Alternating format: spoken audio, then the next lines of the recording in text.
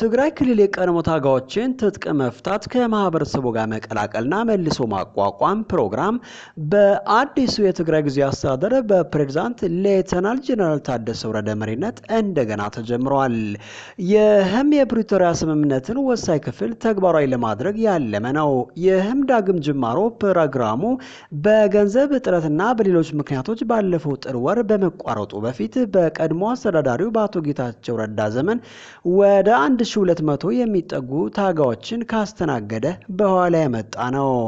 በአፍሪካ ህብረት፣ በተባበሩት መንግስታት ድርጅትና በአውሮፓ ህብረት ያሉ ዓለም አቀፍ አጋሮች ድጋፍ የሚደረግለትና በኢትዮጵያ ብሔራዊ የመልሶ ማቋቋም ኮሚሽን የሚመራው የታደሰ ፕሮግራም የማቋቋሚያ ማዕከላትን በጥፍ በማሳደግ በቀጣይ 3 ወራት ከ60 ሺህ በላይ የቀድሞ ታጋዮችን መልሶ ለማቋቋም ያለመ ትልቅ ግብ አስቀምጧል።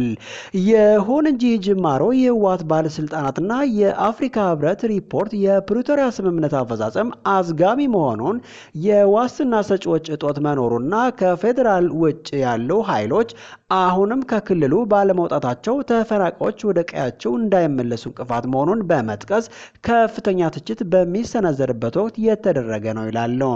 በተጨማሪም በክልሉ ባለው የውስጥ የህወሓት ውጥረትና ብዛት ያላቸው የታጠቁ የቀድሞ ታጋዮች አሁንም በመኖራቸው ሊፈጠር ስለሚችል አለመረጋጋቶች ስጋት አለው።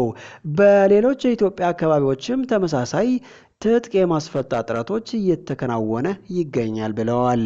ይህ በእንዲህ እንዳለ በአሜሪካ ድጋፍ ሲንቀሳቀሱ የነበሩ በመቶ የሚቆጠሩ የሾርባ ኩሽናዎች በጦርነቱ ለተከበቡ በ10 ሺህ የሚቆጠሩ ካርቱም ነዋሪዎች ብቸኛ የምግብ ምንጭና የህይወት መስመር ነበሩ። ሆኖም የአሜሪካ የገንዘብ ድጋፍ በድንገት መድረቁን ተከትሎ በጎ ፈቃደኞች በሚያስተዳድሯቸው የድንገተኛ ምላሽ ክፍሎች ስር የነበሩ ከ300 በላይ ኩሽናዎች በጥቂት ቀናት ውስጥ ለመዝጋት መገደዳቸውን የእርዳታ ሰራተኞች ገልጸዋል። የእርዳታ መቋረጡ በሱዳን እየተባባሰ የመጣውን ሰብአዊ ቀውስ የበለጠ አጉልቶታል። በሀገሪቱ በ3ኛ ዓመቱ ላይ በምትገኝበት ከባድ የእርስ በርስ ጦርነት ውስጥ ስትሆን ከ25 ሚሊዮን በላይ ህዝቦቿ ከግማሽ በላይ የሚሆነው አስቸኳይ እርዳታ እንደሚያስፈልገው የእርዳታ ቡድኖች ይናገራሉ። ረሃብ በፍጥነት እየተስፋፋ ሲሆን አንዳንድ ዜጎች ቅጠልና ሳርን ለመመገብ መገደዳቸው ተዘግቧል። የችግሩ መንስኤ የትራምፕ አስተዳደር የአሜሪካ ዓለም አቀፍ የልማት ኤጀንሲ ዩኤስአይድ በማዋቀር ሂደት የገንዘብ ድጋፉን ማቋረጡ እንደሆነ ሪፖርቱን አመላክቷል። ምንም እንኳ የዩናይትድ ስቴትስ ቀደም ሲል ከፍተኛ የአስቸኳይ ጊዜ እርዳታ $830 ሚሊዮን ብትሰጥም የጥር ወር የገንዘብ መቋረጥ በካርቱም ከፍተኛ ጉዳት አስከትሏል። በከተማዋ እንደ ጀሪፍ በምዕራብ ባሉ አካባቢዎች የተመጣጠነ ምግብ እጥረት በግልጽ የሚታይባቸው ነዋሪዎች በተኩስና በድሮን ጥቃት ስጋት ውስጥ ምግብ ፍለጋ እንደሚንከራተቱ የእርዳታ ሰራተኛዋ ወይዘሮ ሰፈር ታሪክ ተናግራለች። ፋጢማ የተባለችው የ20 ወር ህፃናት እናት ወይዘሮ ከድጃ ሙሳ የእርዳታ መቋረጥና ውጊያው በአካባቢው መባባሱ በአንዳንድ ጊዜ መከሰት ሁኔታውን እንዳከፋው ገልጸዋል። የአሜሪካ የውጭ ጉዳይ ቃል አቀባይ ዩናይትድ ስቴትስ አሁንም በሚሊዮን የሚቆጠሩ ሱዳናውያንን እየረዳች እንደሆነ ቢገልጸውም የመስክ ላይ የእርዳታ ቡድኖች ግን የገንዘብ ፍሰቱ ለ2 ወራት ያክል መቋረጡንና የእርዳታ አሰጣጥ ስርዓቱ መስተጓጉሉን ይናገራሉ። ምንም እንኳ በቅርቡ ለአንዳንድ ትላልቅ የእርዳታ ድርጅቶች የአሜሪካ የገንዘብ ድጋፍ እንደገና መጀመሩ ቢነገርም አብዛኛው የካርቱም ሾርባዎች ኩሽናዎች አሁንም ዝግ መሆናቸውን የኔትወርክ የፋይናንስ አስተባባሪ ጊሃር ሰላሃዲን ተናግረዋል። የተባበሩት መንግስታት ድርጅት ለሱዳን የሚያደርገውን የሰብአዊ እርዳታ ለማሟላት በቢሊዮን የሚቆጠር ዶላር እንደሚያጥረው እርዳታ ድርጅቶችና በጎ ፈቃደኞች የአሜሪካ መንግስት የእርዳታውን ቀጣይነት እንዲያረጋግጡና እየተባባሰ የመጣውን ሰብአዊ ቀውስ ለመቅረፍ እንዲተባበሩ ጥሪ አቅርበዋል። በመጨረሻም በዩክሬን ያለውን ውስብስብና ቀጣይነት ያለው ግጭት በተለያዩ ግንባሮች ላይ ጉልህ ክንውኖችን እያሳየ ሲሆን ኪየቭ በቅርቡ የሩሲያ የጦር መሳሪያ ምርት ደግፈዋል በተባሉ 3 የቻይና ኩባንያዎች ላይ በቀጥታ እርምጃ በመውሰድ ማዕቀብ ጥላለች።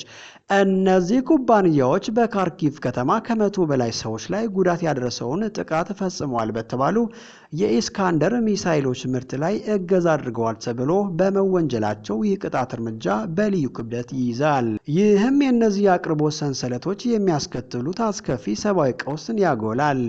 ይህ ማዕቀብ ፕሬዝዳንት ቮሎዲሚር ዜሌንስኪ ከዚህ ቀደም የቻይና የመለዋወጫ ዕቃዎች ብቻ ሳይሆን እንደ መድፍና ባሩድ ያሉ ወሳኝ ቁሳቁሶችን በቀጥታ ለሩሲያ ታቀርባለች በማለት ያቀረቡትን ሰፊ ውንጀላ ተከትሎ የመጣ ሲሆን ቤጂንግ ግን እነዚህን ውንጀላዎች በተደጋጋሚና በጽኑ ውድቅ በማድረግ ከሞስኮ ጋር የኢኮኖሚ ግንኙነቷን እያጠናከረች የገለልተኝነት አቋም እንደምትከተል ትገልጻለች።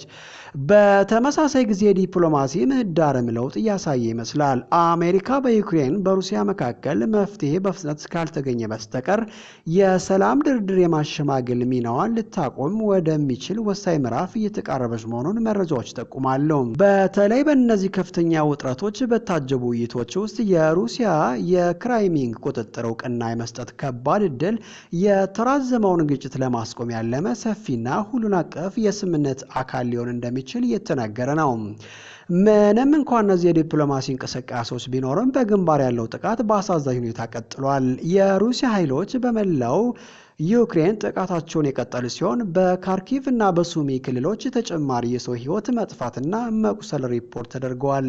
ይህ የግጭቱን አለመቀዝቀዝና አሁንም ያለው ከፍተኛ ውጥረትን ያሳያል። በውጊያው መሃል ግን በተባበሩት አረብ ኤሚሬት ሽምግልና የታቀደ የምርኮኞች ልውውጥን ጨምሮ የሰብአዊ መሻሻሎች ጭላንጭሎች ታይተዋል። በተጨማሪም ዩክሬን በውጊያው ላይ የወደቁ በመቶዎች የሚቆጠሩ ወታደሮቿን አስክሬን በተሳካ ሁኔታ ወደ አገሯ መመለሷን አስታውቃለች። ይህም ለሀዘንተኛ ቤተሰቦች የተወሰነ መጽናናትን የሚሰጥ ነው። ከዚህ ጎን ለጎን በሩሲያ ውስጥ ያለው የውስጥ ሁኔታ በተለይም የተቃውሞ ድምፆችን የማፈን ጉዳይ ዓለም አቀፍ ትኩረት መሳቡን ቀጥሏል። ለምሳሌ በቅርቡ አንድ ወጣት አክቲቪስት በጸረ ጦርነት ተቃውሞ በመሳተፍ መቀጣቱ የክሬምሊን በተቃዋሚዎች ላይ ያለውን ጥብቅ ቁጥጥር ያሳያል። ይህ ሁከት የበዛበት የጂኦፖለቲካዊ ከባቢ አየር በዓለም ዙሪያ ነፃ ፕሬሶች የሚያጋጥሟቸውን ሰፊ ተግዳራቶች የሚያሳውስ ሲሆን እንደ ዘጋርዲያን ያሉ ታዋቂ የዜና ተቋማት የተዛባ መረጃና የመንግስት ጫናዎች ቢኖሩም እውነተኛና ሀቅ ላይ የተመሰረተ ዘገባን የማድረስ የማይናወጥ ቁርጠኝነታቸውን በይፋ እንዲያረጋግጡ ምክንያት ሆኗል።